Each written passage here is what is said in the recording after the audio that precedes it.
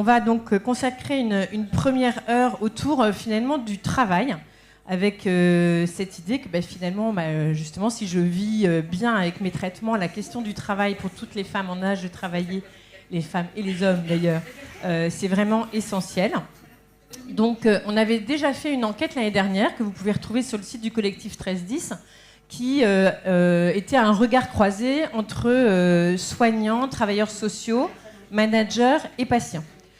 Ça avait permis de voir déjà un certain nombre de points d'attention et de réflexion. Et on s'est rendu compte aussi dans ces résultats que finalement, la majorité des patientes qui avaient répondu étaient des patientes salariées. Et on s'était dit, mais finalement, il y a peut-être quelque chose à aller creuser, parce que c'est pas pareil d'être salarié d'une grande ou d'une petite entreprise, d'être fonctionnaire ou d'être indépendant. Et l'autre chose qu'on voulait explorer aussi cette année, c'était aussi qu'est-ce qui est fait comme accompagnement. Et on avait en tête que, par exemple, il y a quand même pas mal de propositions qui sont faites pour accompagner les personnes qui ont un cancer du sein localisé, avec des propositions qui sont assez bien structurées. Et on se demandait s'il y avait l'équivalent ou pas, et le besoin ou pas d'accompagner les personnes qui vivent avec une situation métastatique. Donc on va vous présenter avec Thierry les résultats de cette enquête.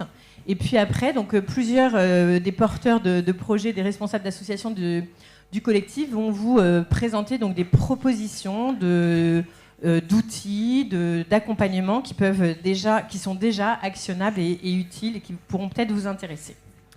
Donc moi, je vais présenter les toutes premières slides de cette enquête. Et je vous dis tout de suite qu'il y aura une infographie qui est quasi prête et qu'on va pouvoir partager très rapidement sur le site du collectif et à travers les différentes associations du collectif 1310.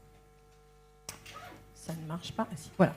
Donc en fait, ce qu'on s'est dit, c'est que pour explorer justement qu'est-ce qui existe comme accompagnement, on a proposé à toutes les patientes qui étaient intéressées par cette question du travail, donc de répondre à notre enquête avec plus de 939 réponses collectées exploitables sur une enquête, c'était pas fait exprès, mais qu'on a justement posée en plein été pendant les vacances. C'est peut-être pas la meilleure période, mais bon, on a quand même près de 1000 personnes qui ont répondu donc à notre enquête, avec donc plus de 700 personnes avec un cancer localisé et 200 patientes donc qui vivent avec une maladie métastatique. Et ce qui est intéressant aussi de noter, c'est que dans ce petit groupe de patientes, 120 personnes étaient d'emblée métastatiques. Ça, c'est assez intéressant. Et 80 métastatiques suite à une récidive de la maladie, ou une rechute, ou une progression. On choisira le terme donc le 11 février prochain. Alors, autre point qui nous paraît essentiel, donc dans ces enquêtes, vous voyez, il y a une tranche d'âge qui est... vous voyez au centre assez répartie. Par nature, les femmes en âge de travailler, elles sont plutôt en dessous de 65 ans. Et vous voyez, majoritairement, nous, nos répondantes entre 30 et 60 ans. Ce qui est important de noter aussi, c'est qu'on a une bonne répartition de où est-ce que je vis, donc des personnes à la campagne, dans des petites villes, des grandes villes, et également des personnes qui sont soignées dans différents types de centres de soins. Donc, je pense une bonne représentation de ces patientes métastatiques. Sur chaque slide, en fait, vous verrez, effectivement, on va se concentrer sur ces résultats, sur les résultats qui concernent les personnes en situation métastatique. Et quand on va vouloir aller chercher des éclairages, entre guillemets, plus généraux, ça sera aussi noté sur le nombre de répondants. Voilà, et donc, comme je vous disais, on voulait explorer finalement quel type de profil professionnel ces personnes avaient. Et vous voyez qu'en majorité, c'était des personnes salariées, mais on a quand même près de 25 à 30% de personnes fonctionnaires et un petit groupe de personnes donc indépendantes ou avec des professions libérales. Et voilà. Et donc, je vais laisser la parole à Thierry pour le vécu en entreprise. Merci beaucoup. Bonjour. Très bien. Bonjour à toutes et peut-être à tous. Et tous, oui. Voilà, non, mais c'est ça. Voilà, juste peut-être en 2 mots, parce que je ne suis pas censé être connu, je ne suis pas mondialement connu. C'est vrai, pardon. D'ailleurs, sachez d'ailleurs que je le regrette. Mais donc moi je suis président de l'association Juris Santé. Donc c'est à ce titre-là que j'interviens. Je ne viens pas faire du mansplaining, je vous rassure mesdames. Je viens juste effectivement venir vous présenter les résultats de l'étude.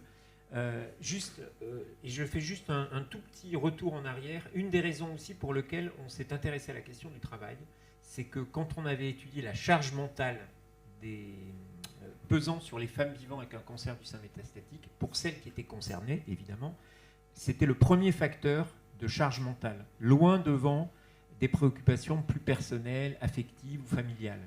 Ce qui nous avait beaucoup surpris et ce qui semble, d'étude en étude, se confirmer. Alors, juste comment est-ce qu'aujourd'hui cette question se pose en entreprise, sachant qu'on est aussi face, pour les employeurs, on est face à une forme d'impensé, puisqu'il y a encore quelques années, c'était une question qui ne se posait pas. Donc, non, il faut appuyer en bas. Ah, c'est en bas. Ah oui, d'accord. C'est en bas. Donc, la première question qu'on a posée, en tout cas, le premier résultat qu'on vous propose, c'est que on s'est intéressé au fait que quand on a un cancer du sein métastatique, est-ce qu'on en parle ou est-ce qu'on n'en parle pas à son responsable professionnel? De façon contre-intuitive, je dois dire, on a quand même un très fort taux d'annonce. C'est toute la partie qui est à droite. Alors, pour être comme ça, vous allez tout de suite comprendre les couleurs, parce que sinon, il y en a une d'ailleurs qu'on ne voit pas très bien. C'est le rose clair. C'est le rose clair. Donc laissez-vous guider, je vous montre, hein, laissez-vous guider juste par le chiffre qui est dessus.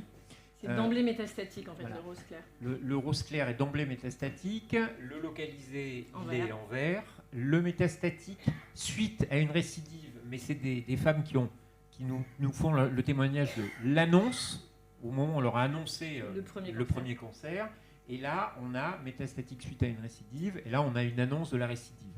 Donc 4 grands blocs dont vous allez voir d'ailleurs, on va un peu tuer le suspense, qui sont finalement assez proches souvent dans les réponses qu'ils amènent.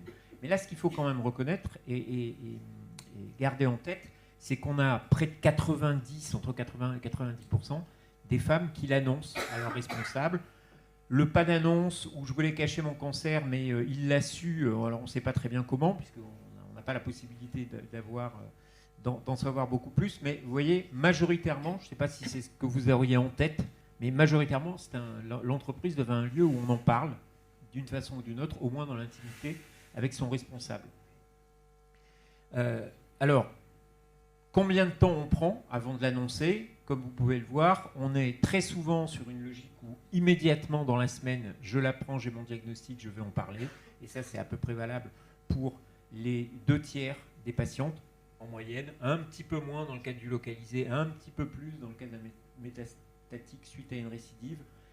Très sincèrement, comme on est sur des effectifs à 1000 personnes réduits à 200, 800, voilà, ce qu'il faut retenir, c'est qu'on est à peu près sur un étiage qui est équivalent. Et globalement, on ne va pas attendre beaucoup plus qu'un mois. C'est-à-dire, pour le dire autrement, vous avez à peu près 90% donc, des personnes qui en ont parlé, qui l'ont fait dans moins d'un mois. Moins d'un mois s'est écoulé entre le moment où on leur a fait une annonce et le moment où ils en ont parlé. Donc, c'est quand même relativement rapide. La réaction du responsable professionnel en apprenant le cancer, là aussi, c'était pas très...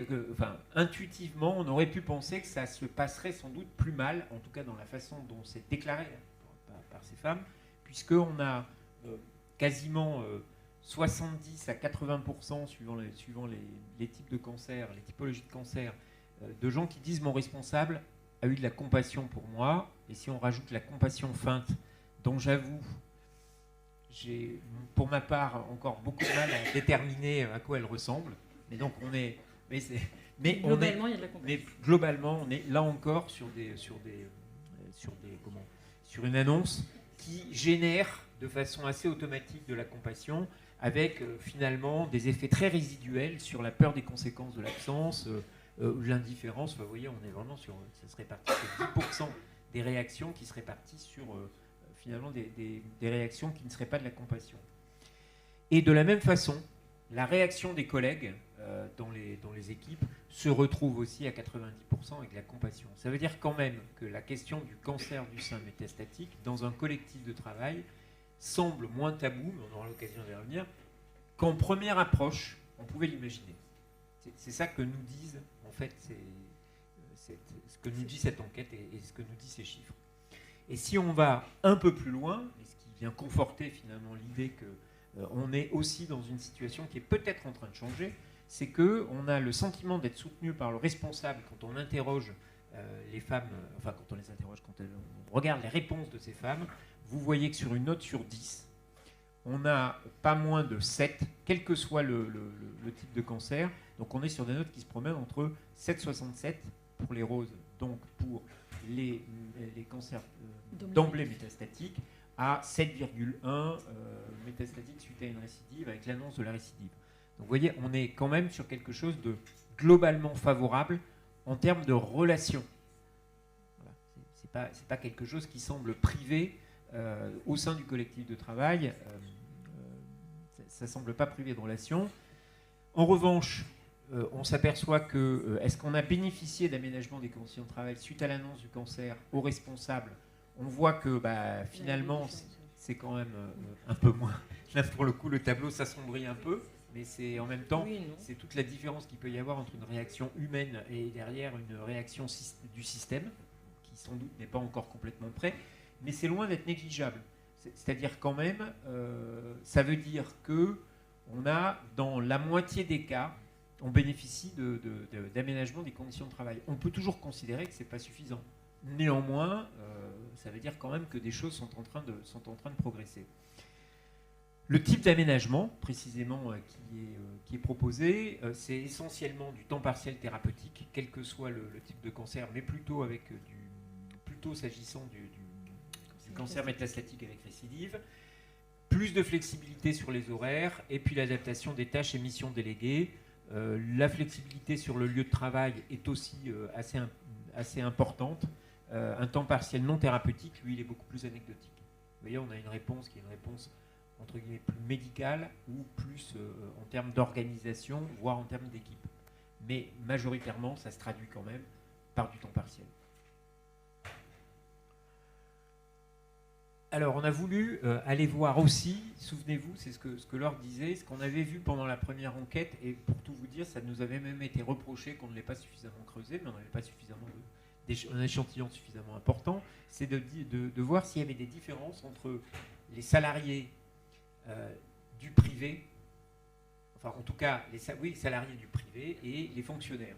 Parce que là, comme on a salariés et fonctionnaires, on pourrait imaginer que les fonctionnaires ne touchent pas de salaire, alors je pense d'ailleurs c'est le terme exact du fonctionnaire, c'est le traitement. Voilà, donc on devrait avoir les salariés, les traités. Donc on voit que globalement, on n'est pas sur des différences significatives s'agissant du temps partiel. Là où on a un écart plus significatif, c'est qu'il semblerait que quand on est fonctionnaire, on ait quand même beaucoup moins de possibilités de flexibilité et d'adaptation. Une vigilance. Ce qui est un point plutôt important de vigilance. En même temps, je le dis aussi, comme on est sur des effectifs qui sont pas des cohortes qui sont pas très enfin qui sont importantes, mais qui peuvent avoir tendance à se réduire, ça reste significatif. C'est pas pour autant d'une précision. Il ne s'agirait pas d'en déduire que les femmes salariées ont 2 fois plus de flexibilité sur leurs horaires que celles qui sont fonctionnaires. Mais en tout cas, clairement, et ça on le verra tout au long de l'étude, il y a un aspect un peu plus mauvais dans le traitement qui est fait aux fonctionnaires. De la même façon que la satisfaction qu'on avait s'agissant du soutien à son responsable, eh bien, on s'aperçoit qu'il y a une forte satisfaction, un fort taux de satisfaction, quel que soit le type de cancer, quant aux aménagements des conditions de travail qui ont été proposés, puisqu'on est même sur des notes encore supérieures, puisqu'on est quasiment au-dessus de 8 ou quasiment à 7,5, quel que soit le type de cancer.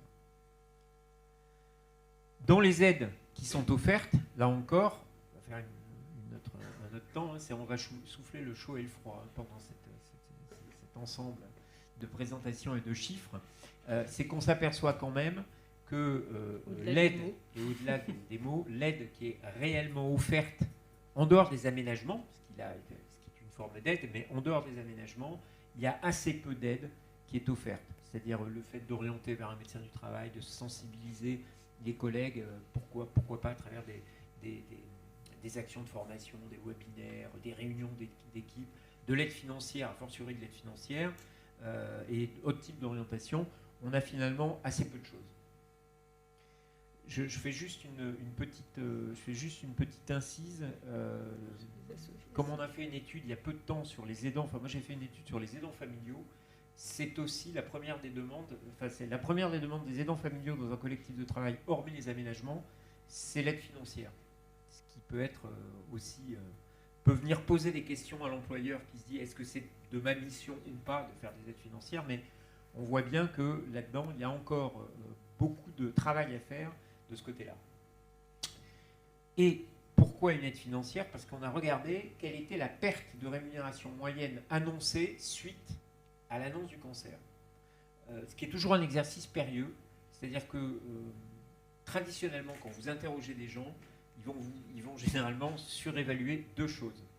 Quel que soit, ils vont surévaluer leur diplôme, ce qui rend très compliqué le côté représentatif de l'échantillon, et ils vont généralement aussi surévaluer leur salaire.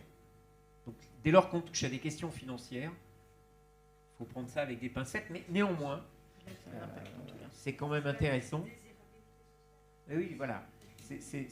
Visiblement, on a trois grandes familles, il me semble. Il y a une famille de gens qui déclarent qu'il n'y a pas de perte, ou aucune, qui va être globalement 35 à 40%, quel que soit le cancer, qui dit ben non, finalement, ça n'a pas eu d'impact.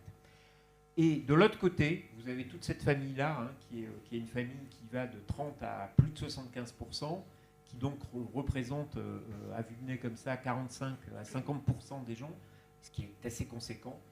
Donc 45 à 50% des femmes qui vous disent qu'elles ont au moins perdu 30%, parfois 50, parfois 75. Donc là, ça commence à devenir effectivement très significatif. Et au milieu, vous avez 30% ou moins, qui est une espèce de ventre mou entre les deux, où vous avez entre 20 et 25% des femmes qui vous déclarent ça. Donc c'est assez significatif.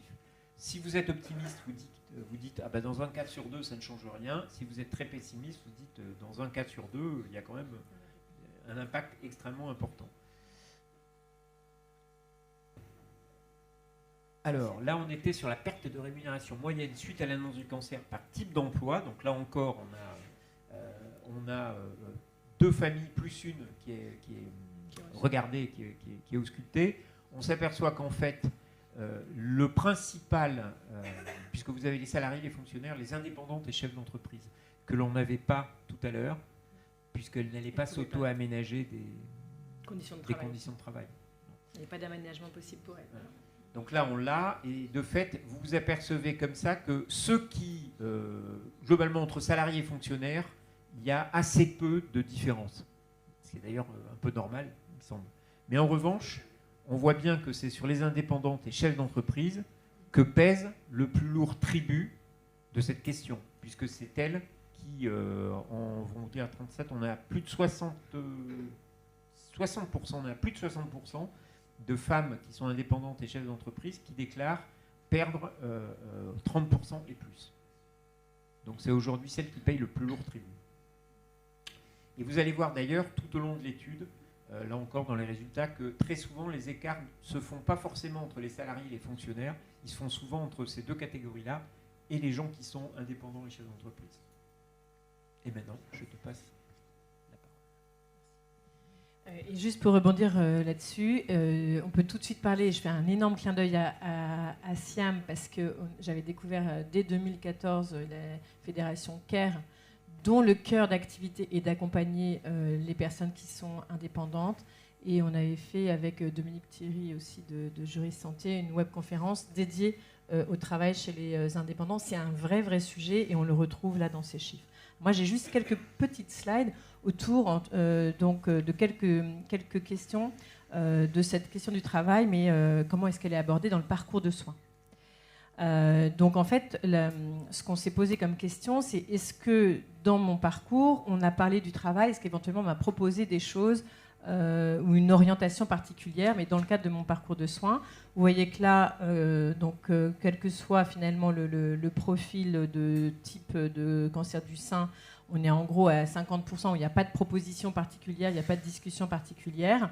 Par contre, on a, et plus d'ailleurs pour les patientes, en situation métastatique, une orientation vers le médecin du travail, une orientation vers l'assistante sociale. Ça, je voudrais juste aussi faire un clin d'œil à notre première enquête de 2020 sur l'annonce du cancer, où on avait bien noté que dans les recommandations du collectif, entre guillemets, à l'époque, était de dire si la personne est en âge de travailler, il faut absolument que les soignants, quelle que soit sa situation, qui peut-être a l'air bonne aujourd'hui, mais que, en tout cas, cette personne soit orientée pour en parler avec l'assistante sociale, pour évaluer effectivement le risque de dégradation ou de complications plus spécifiques liées au fait que la maladie est métastatique.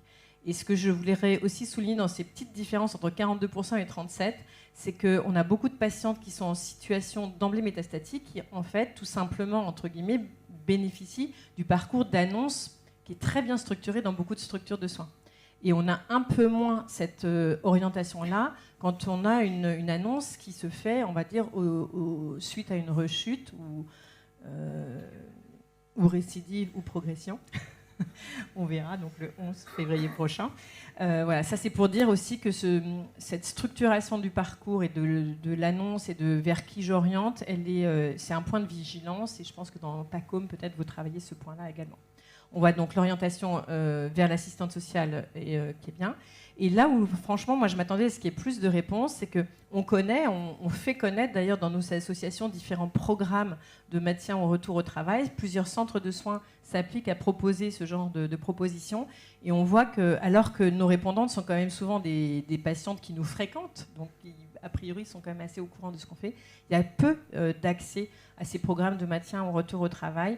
Ou au programme de changement d'orientation, puisqu'il y a vraiment aussi une question qui se pose pour beaucoup de femmes, c'est est-ce que je veux maintenir ou reprendre le travail que j'avais, ou est-ce qu'en fait, au regard de cette maladie, de quel est mon métier, je ne peux plus faire le même métier, ou je n'ai plus envie de faire le même métier, auquel cas j'ai un besoin de réinventer un projet professionnel. Et on voit qu'il y a finalement aujourd'hui encore très peu de personnes qui accèdent à ces propositions-là, alors qu'elles existent, qu'elles sont intéressantes et qu'elles sont vraiment plébiscitées par celles qui y accèdent. Et là aussi, on retrouve un peu cette préoccupation toute particulière qu'on doit tous avoir pour les personnes qui sont donc indépendantes, puisque on retrouve à peu près les mêmes choses, mais vous voyez qu'elles accèdent, mais encore moins, à tout type de soutien et d'orientation. Et donc c'est vraiment je pense, des parcours particulièrement délicats. Et donc on a posé la question aussi de quel type d'accompagnement vous avez pu recevoir donc par une association autour des conséquences sur le travail. Donc là on retrouve le aucun, mais surtout donc on a cité donc plusieurs programmes ou associations qui ont une activité donc d'accompagnement des patients sur ces questions du retour au travail. Et vous voyez finalement que ce soit même la plus grande association de France, la Ligue contre le cancer, c'est celle qui est la plus présente, la plus structurée dans tous les départements de France et qui propose quelque chose qui est bien aussi structuré. Finalement, il y a relativement peu de personnes qui accèdent. Et pour les autres programmes, c'est encore relativement confidentiel. On peut noter notamment que Jury Santé, qui a un parcours pour les patientes qui sont en situation métastatique, on a pas mal, j'ai un pourcentage non nul aussi de personnes en situation métastatique qui y accèdent. C'est aussi très plébiscité. Et on retrouve Oncogite, dont vous avez parlé, dont on est plusieurs associations de patients à orienter volontiers vers ces programmes d'exercice de gymnastique neurocognitive, mais aussi donc établissements de soins qui le font. Nous, on a des retours excellents. En fait, en gros, c'est vraiment, ça participe à retrouver de la confiance en soi. En fait, je crois qu'on a des moments où on se sent beaucoup plus vulnérable. On se dit, ah là là, mais je vais jamais tenir toutes les réunions, je vais pas réussir à rester concentré. Et à travers, alors il faut s'engager dans ces parcours Oncogite. C'est plusieurs semaines, avec toutes les semaines des exercices. Mais il y a vraiment des retours bénéfiques. C'est de la gym à neurones, en fait, et ça marche bien et ça a l'air d'être vraiment sympa. Donc à découvrir et à soutenir. Donc je repasse la parole pour le retour au travail. Très bien, merci beaucoup. Oui, le retour au travail qui est une situation de plus en plus, on va dire, courante, en tout cas qui, dans le cadre de une chronicisation un peu avancée, et qu'on retrouve d'ailleurs dans beaucoup de psychopathologie, c'est une question qui se pose vraiment de plus en plus avec beaucoup d'actualité à l'entreprise. Donc on n'a pas interrogé l'entreprise, là on a interrogé des patientes, mais c'était intéressant de voir quelle était aujourd'hui la place du retour au travail et comment ça se passait de leur propre aveu, décidément j'ai un souci. Donc juste petit point important, au moment de l'enquête, on a simplement demandé à ces patientes qui travaillaient. Ça ne veut pas dire qu'elles n'avaient pas fait de retour au travail précédemment ou qu'elles n'allaient pas en faire, c'était simplement pour avoir un coup de projecteur. On s'aperçoit que majoritairement, là pour le coup c'est quand même assez significatif, on a plutôt des femmes qui ont un cancer localisé qui travaillent moins pour les cancers métastatiques avec récidive, et ce qui est assez normal. Globalement, ça permet finalement aussi de voir qu'on était assez normal. Pour celles qui ne travaillent pas, on leur a demandé quels étaient leurs souhaits professionnels pour le futur. On a globalement 30%, un gros tiers en fait, de femmes vivant avec un cancer localisé ou un cancer d'emblée métastatique qui ne souhaitent pas faire de reprise de travail. Le chiffre grimpe à quasiment 2 fois plus dès lors qu'on est avec un cancer métastatique avec récidive.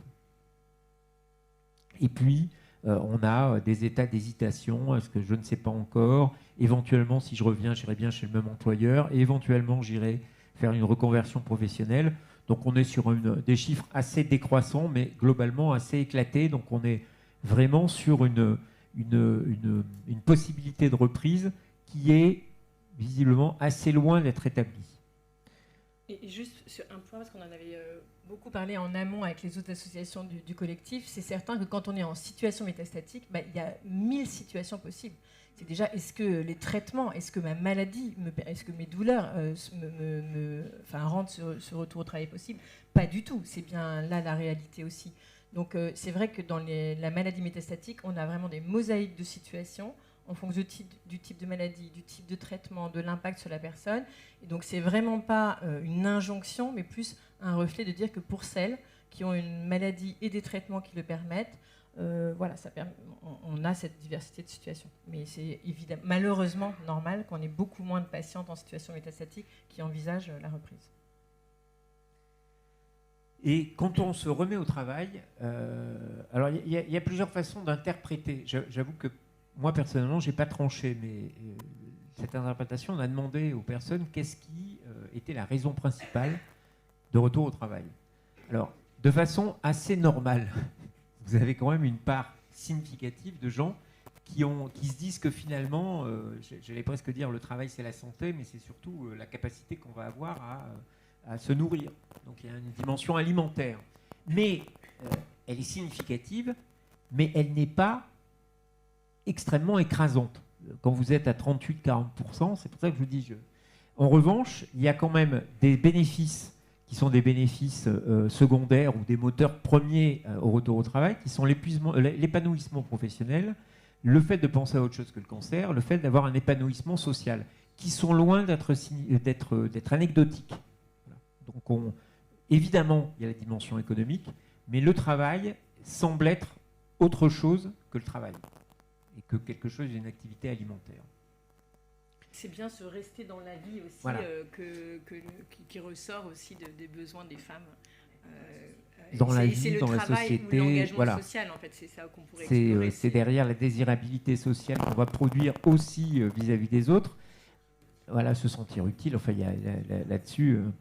Mais en revanche, vous voyez que quand on raisonne en intégrant les différents types de catégories d'emploi, les indépendantes sont celles, et c'est logique, sont celles sur qui pèse la plus forte pression quant à un retour alimentaire. Ce qui veut dire tout simplement que les autres sont un peu plus aidés. C'est une des façons positives de regarder le sujet, c'est de dire que si la motivation alimentaire est moindre chez les populations salariées ou fonctionnaires, c'est que vraisemblablement, elles ont davantage de choix que les indépendantes. Alors, l'étendue des choix n'est sans doute pas suffisant, mais c'est aussi... Comment ? Non, je suis étonnée du 0% d'épanouissement social. C'est parce que... Alors là, pour le coup, je pense que au rang des priorités, prioritairement, c'est je mange, éventuellement, je vais penser à autre chose. Hein. Je ne suis pas sûr que l'épanouissement social, ça soit au rang des priorités.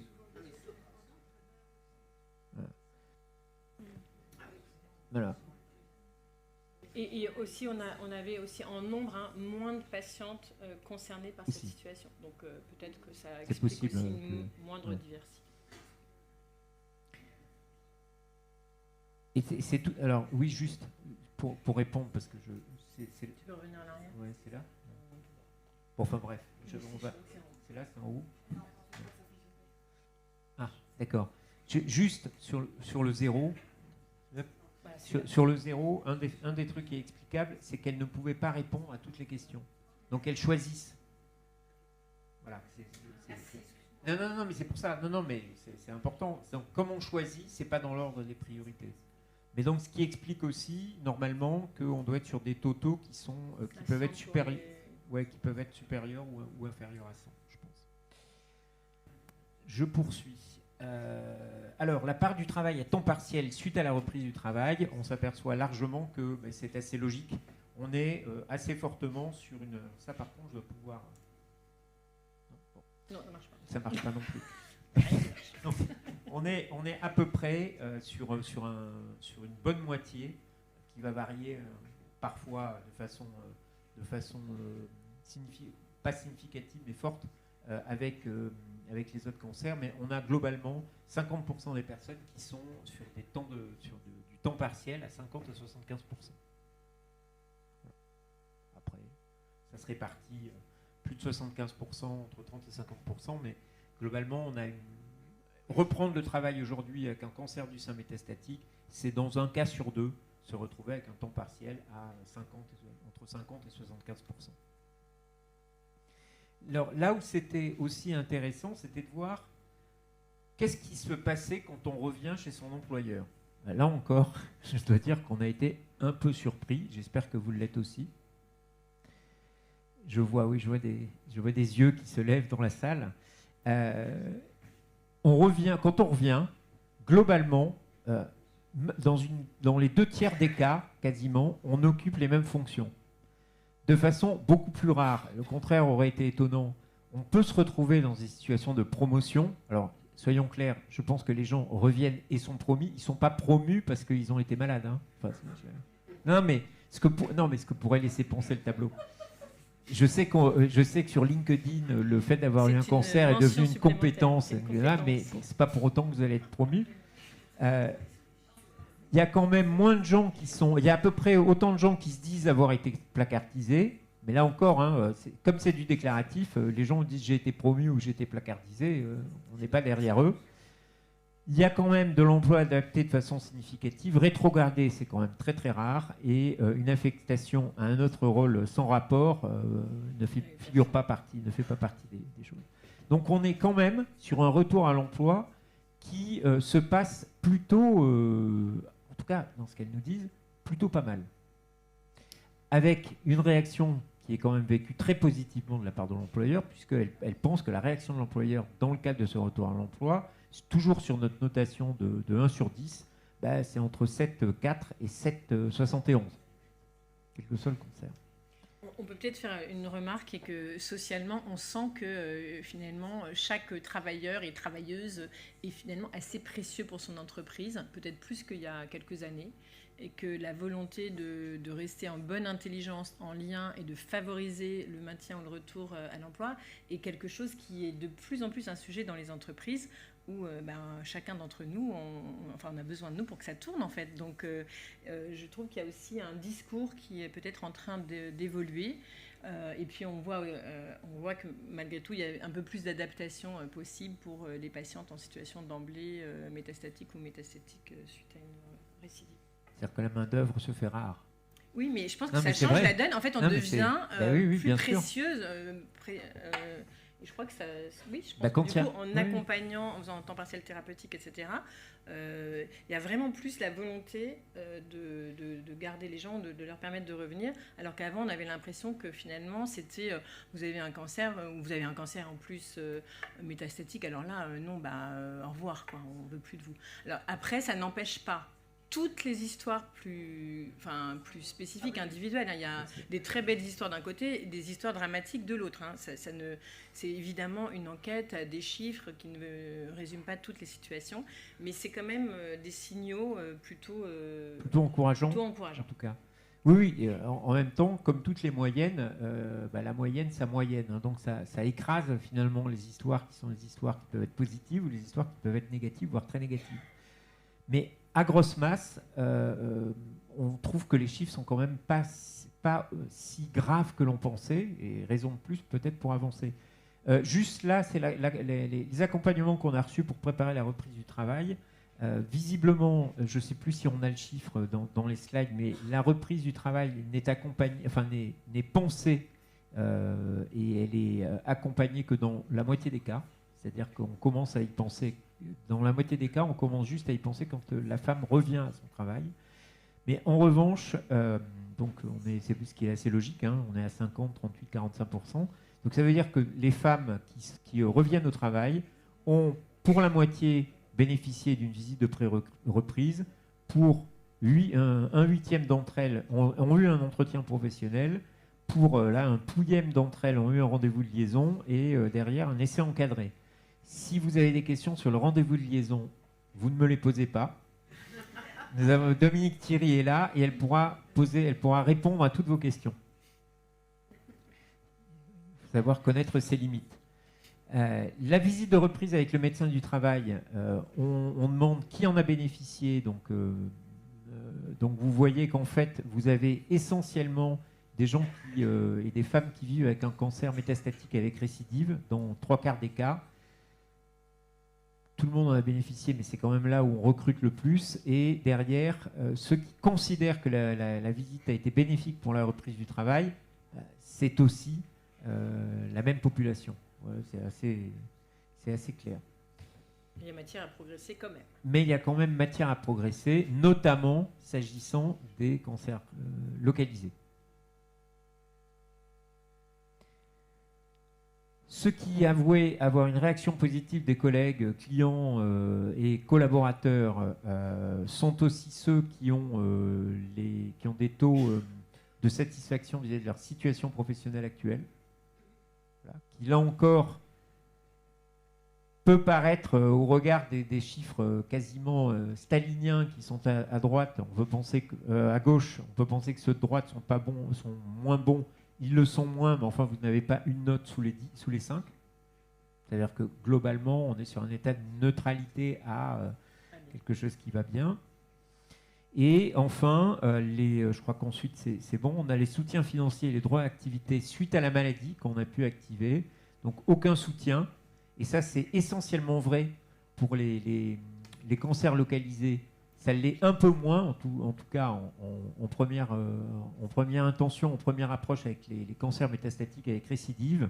En revanche, chez les cancers métastatiques avec récidive, c'est là où on observe le plus fort taux de RQTH, de pension d'invalidité, de prévoyance de l'employeur et des indemnités à temps partiel.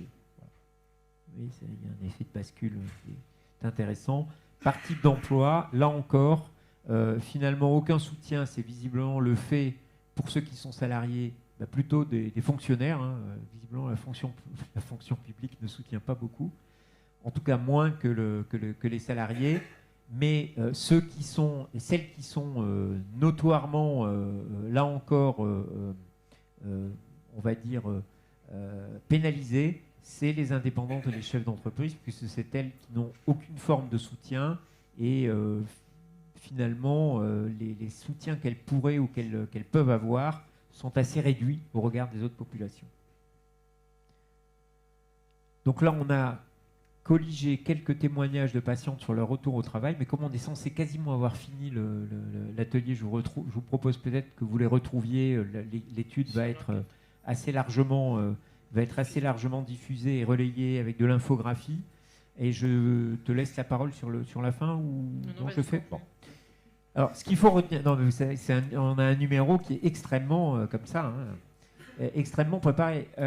Non, face au travail, en fait, il y a différents types de besoins qui se présentent. Vous avez et des situations qui sont des situations assez différentes en dépit du côté statistiquement massif de notre affaire. Le premier sujet, et là on pourra répondre à les questions, on a le temps, hein, on pourra répondre à une des questions, c'est que en fait c'est un sujet qui est beaucoup moins tabou qu'on ne l'imaginait.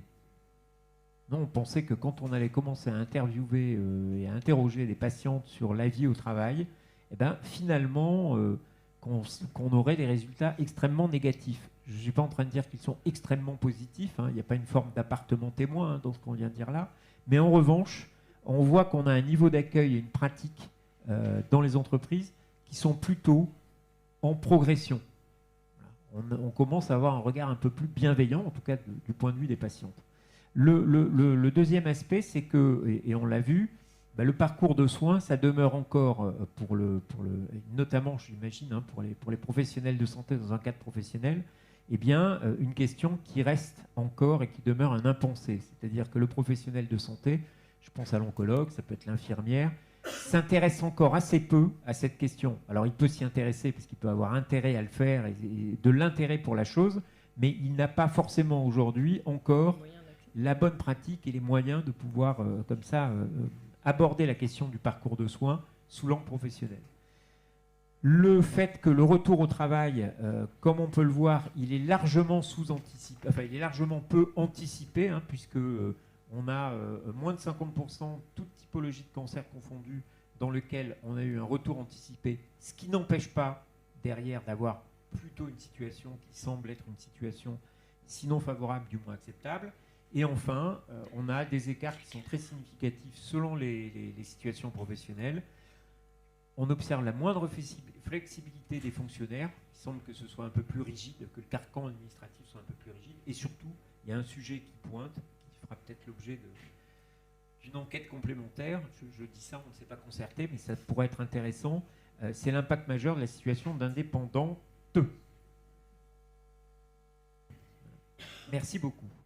C'est plus une réaction effectivement qu'une question, parce que là dans l'enquête on détaille les sujets métastatiques, cancer localisé, métastatique d'emblée. En fait pour l'employeur on a un cancer. Il n'a absolument pas compris la différence entre les trois. Et pour un employeur, quand on a un cancer et qu'on revient travailler, il n'y a pas 36 solutions, c'est qu'on est guéri. Donc en fait pour lui on est en rémission. Et même quand on demande un temps partiel thérapeutique, c'est un chemin qu'on est en train de mener vers la rémission. Le terme de cancer métastatique, c'est quelque chose, et je sais que le collectif 1310 œuvre en ce sens pour que ce soit connu, mais c'est quelque chose qui est complètement inconnu des employeurs. En fait, ils ne s'imaginent pas tout ce que ça implique en termes d'accompagnement et d'aménagement du travail.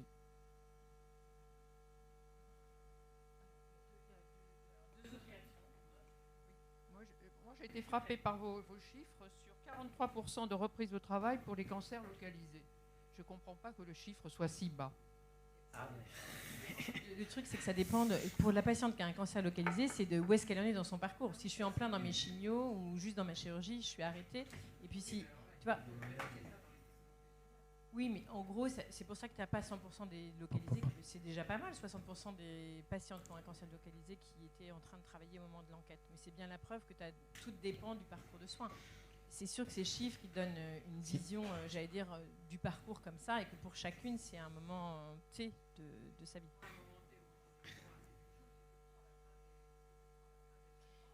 Il faut refaire d'autres enquêtes, je ne vois que ça. Non, juste peut-être pour vous répondre, nous on fait une photographie à l'instant T. Donc en fait, ce que l'on regarde, c'est comment les gens se comportent. Enfin, comment est-ce que le collectif de travail se comporte vis-à-vis d'eux au moment où ils arrivent, comment est-ce que leur retour se situe. Là où je suis d'accord avec vous, où ça peut être confusant, il ne faudrait pas laisser imaginer qu'on a seulement la moitié des gens qui... vous voyez, mais en revanche, c'est la moitié des gens qui ont répondu au moment où ça se situe dans leur parcours. Vous voyez, mais à la limite... je pense que c'est important ce que vous dites là, parce que je pense que dans la présentation qu'on en fait, il ne faut vraisemblablement pas qu'on ait ce chiffre qui peut être confusant, parce que ce qui est intéressant, c'est quel que soit finalement, est-ce que vous travaillez pas, vous avez repris, ce qui est intéressant, c'est de suivre l'individu au moment où ça se passe. Et c'est juste à ça que sert cette enquête. Juste peut-être par rapport à votre remarque, je suis complètement d'accord avec vous, pour l'employeur aujourd'hui, il y a une dimension qui est une dimension un peu nébuleuse des cancers. Néanmoins, vous avez de plus en plus d'employeurs qui savent et qui anticipent le fait que quand une patiente revient, alors c'est valable dans le cadre du cancer du sein métastatique, c'est valable dans d'autres pathologies, ils anticipent le fait que les personnes ne sont pas guéries. C'est quelque chose qui est de plus en plus acquise.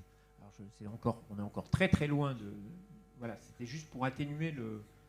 Et juste là-dessus, je pense que c'est aussi l'occasion de dire qu'en tant qu'association, c'est très intéressant d'aller travailler. On a l'occasion de temps en temps de rencontrer avec, par exemple, des associations qui accompagnent des maladies chroniques. Parce que finalement, cette problématique, c'est la même pour un certain nombre de maladies chroniques. Donc en fait, on a des ponts de réflexion à faire pour sortir du cancer du sein métastatique et aller se dire finalement, ma situation par rapport au travail, c'est un peu la même que d'autres situations de maladies chroniques. Donc ça peut nous faire avancer aussi sur comment aborder ces questions. Dernière petite remarque et après on va passer à des propositions concrètes d'accompagnement. Merci Laure, je suis la dernière petite remarque. Merci, en tout cas moi je vous connais et voilà, j'ai fait partie des patientes qui ont été soutenues et même en tant que patiente partenaire parce que je fais un mémoire sur le maintien dans l'emploi des fonctionnaires. Oui, je suis Linda. Le maintien dans l'emploi des fonctionnaires et voilà, c'est mon combat et j'y vais. Je suis très surprise par les chiffres, donc on aura peut-être l'occasion d'en parler parce que je rejoins la collègue, que vous ayez une sclérose en plaques, que vous ayez un cancer du sein métastatique, métastatique, ils ne savent même pas ce que c'est. C'est-à-dire que quand on vous dit, c'est bien, tu reviens, c'est génial, tu es en rémission, allez, hop, hop, hop, tu retournes au travail. Et quand tu leur dis, mais attendez, non, c'est pas fini, en fait, moi j'ai un cancer, maladie chronique, avec un risque d'évolution, avec des symptômes indésirables à gérer, je reviens pas parce que j'ai fait une allusion ce matin. Première question. Deuxième retour, allez-vous avoir des fonds? Parce que ce qui m'a manqué, j'en parlais avec mes voisines, là, en aparté, sans faire de bruit, c'est le temps. Parce que oui, ce n'est pas, en tout cas, je parle avec ma casquette de fonctionnaire, c'est pas la même chose. Nous, on rentre dans des dispositifs de CLM, CLD, et c'est bien après que ça se passe. C'est que quand vous revenez, après avoir bénéficié des dispositifs, et bien après, si vous n'avez pas de prévoyance de maintien de salaire, bon courage. Surtout si la maladie est évolutive, que vous changez de traitement, et que je ne rajoute pas le cumul du handicap, mais moi, je suis vraiment sur cette question du cumul du handicap, et non, les fonctionnaires ne sont pas des nantis par rapport aux autres. Je le dis, même si vous ne l'avez pas prétendu dans la salle, hein, mais parce que c'est bien ce qu'on entend. Et c'est d'ailleurs pas ce que dit l'étude. Hein. Oui, bien sûr. Puisque vous noterez d'ailleurs qu'à la fin, on dit qu'il y a moindre flexibilité pour les fonctionnaires. Voilà, exactement. Donc merci en tout cas d'avoir bien traité les trois domaines. Et voilà, est-ce que vous allez pouvoir avoir des moyens pour pouvoir continuer d'année en année, alors, de 2 ans en 2 ans, parce que je trouve ça très intéressant et moi j'encouragerais les fonctionnaires à participer bien plus. Je crois que Dominique voulait faire une remarque. Juste pour vous informer que pour les fonctionnaires, la situation va changer de manière considérable à partir du 1er janvier 2027. En tout cas dans la fonction publique d'État, puisque 2027. 1er janvier 2027, il y a un accord interministériel pour la fonction publique d'État qui a été signé en 2023, dont les textes d'application doivent être mis en place pour le 1er janvier 2027, qui prévoit effectivement, ça rebat les cartes complètement pour les fonctionnaires, avec réintégration des primes, avec, au lieu d'être à demi-traitement, ils seront à 80% du traitement, et en plus, il va y avoir la création d'un régime d'invalidité pour eux, qui sera plus favorable que le régime d'invalidité qui est actuellement pour les salariés. Donc la situation va vraiment changer. Dès que les textes seront parus dans la fonction publique d'État, c'est évident que l'hospitalière et la territoriale vont suivre.